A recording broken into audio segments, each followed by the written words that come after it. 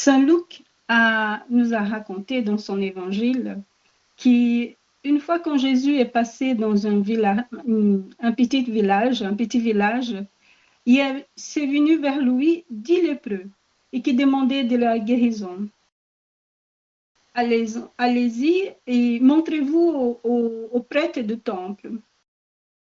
Et au fur et à mesure qu'ils allaient vers les prêtres du temple, pendant ce chemin, ils guérissaient. Donc les doigts, ils étaient remis comme normaux, parce qu'ils avaient perdu leurs doigts. Les ulcères qu'ils avaient ont été fermés et ils ont retourné à avoir la sensibilité de la peau. Certainement, tous ils étaient très heureux. Mais seulement un était vraiment plein de gratitude et revenu pour remercier le Christ. Il s'est mis à ses pieds, il s'est agenouillé et a remercié. Et Jésus a posé la question, mais tous les autres, les 10 autres, n'ont pas été guéris? Où sont-ils? Personne n'est revenu pour remercier et avoir la gratitude envers Dieu, seulement celui-là. Alors Jésus a dit, lève-toi parce que ta foi, c'est elle qui t'a guéri. Et continue ton chemin. Ces passages-là de l'Évangile viennent nous parler de la gratitude. Et aujourd'hui, nous allons réfléchir sur les effets, sur les conséquences de la gratitude dans nos vies. Donc, quand je dis merci, remercier les personnes, c'est une façon de dire d'être en gratitude envers cette personne. Mais dire simplement merci, ce n'est pas assez. Il y a d'autres formes de montrer notre gratitude. La gratitude, c'est sentir à l'intérieur de son cœur, vraiment. La reconnaissance, reconnaître quelqu'un à l'intérieur de nous-mêmes, reconnaître ce que la personne elle a fait pour nous. Elle peut être démontrée par des petits gestes ou de tous les jours, ou même des grands gestes, des grands actes pour montrer notre gratitude envers la personne. La pratique de la gratitude est bien reconnue par notre bien-être.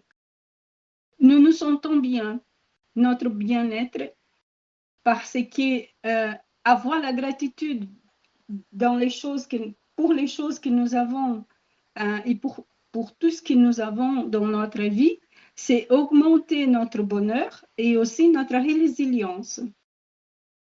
Avant, ce thème-là, ce sujet-là était traité simplement par la religion, par les religions ou par les philosophies, le sujet de gratitude.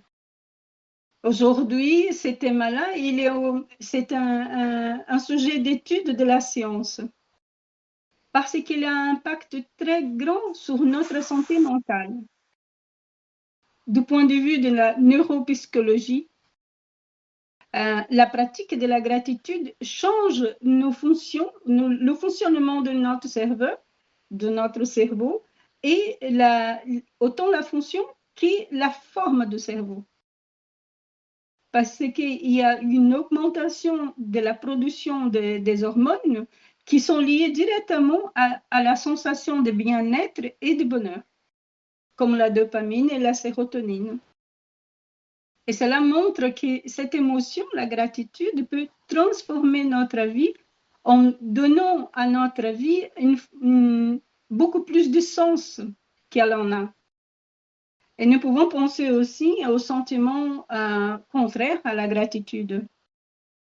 Les personnes qui n'ont pas n'ont pas l'habitude d'avoir ces sentiments, cette émotion de gratitude, elles ont difficile à remercier et même se sentir bien avec la vie.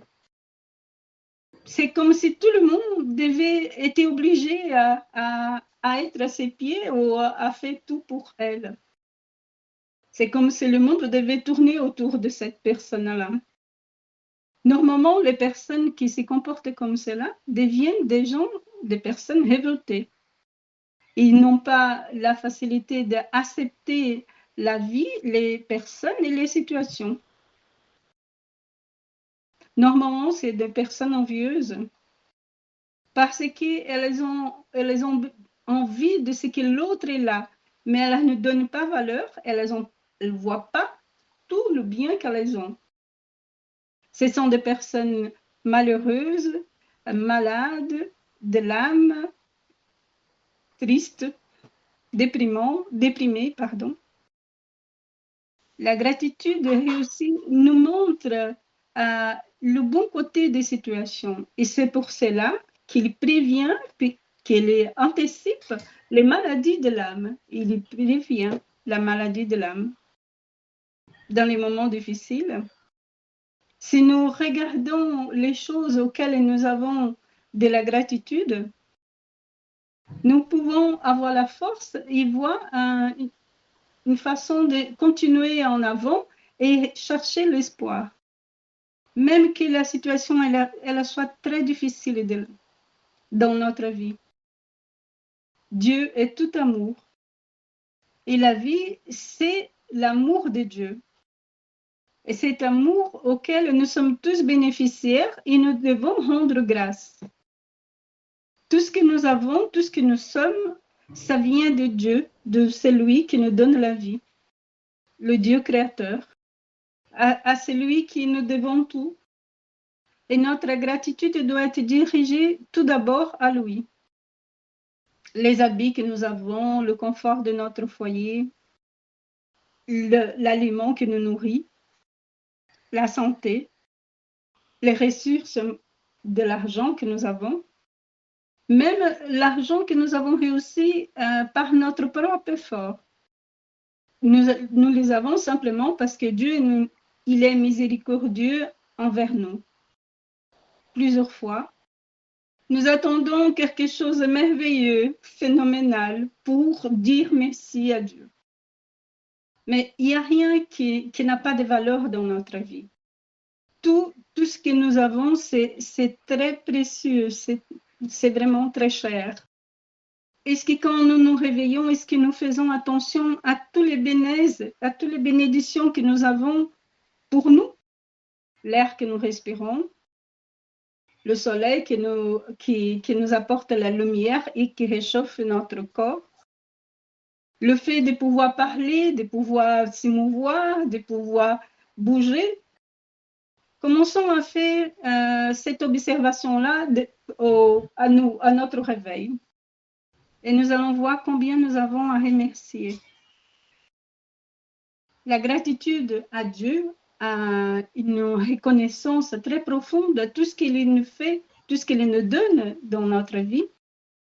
On ne doit pas simplement penser à des choses tellement claires comme la famille, le travail, la protection de notre vie, la santé, mais aussi par les défis, les difficultés. Remercier quand les choses vont bien, c'est facile. Mais avoir la gratitude quand nous avons des difficultés dans notre vie, des grandes difficultés, c'est un vrai défi. Mais aussi une façon d'être et d'apprendre à se transformer. Quand nous passons par des moments difficiles, nous pouvons avoir ce sentiment de gratitude qui va nous donner une perspective bien positive de ce qui se passe. Même quand nous sommes en plein milieu de notre souffrance et des incertitudes, il y a toujours quelque chose à apprendre. Cela ne veut pas dire qu'on ignore la douleur. On fait semblant que tout va bien.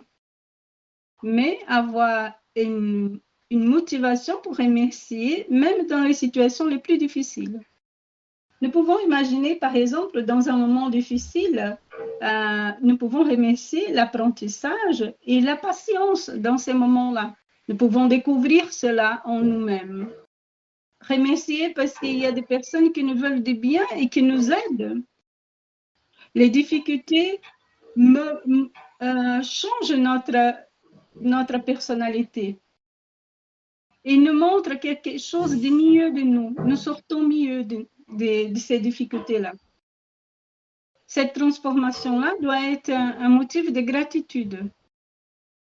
Les moments difficiles doivent être un moment d'une opportunité pour que nous puissions nous connecter encore plus avec Dieu. Nous pouvons donner à Dieu, nous pouvons poser sur lui nos préoccupations.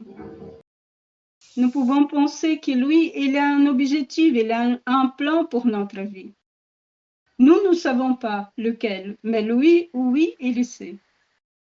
Nous pouvons utiliser cette ressource divine qui s'appelle vie, la vie que le Seigneur nous prête pour que nous puissions toujours servir dans le bien, que nous puissions apprendre à remercier. Nous pouvons imaginer que dans notre vie, tout le bien peut transformer. Et ces difficultés-là vont nous permettre d'être des êtres humains encore mieux à chaque jour.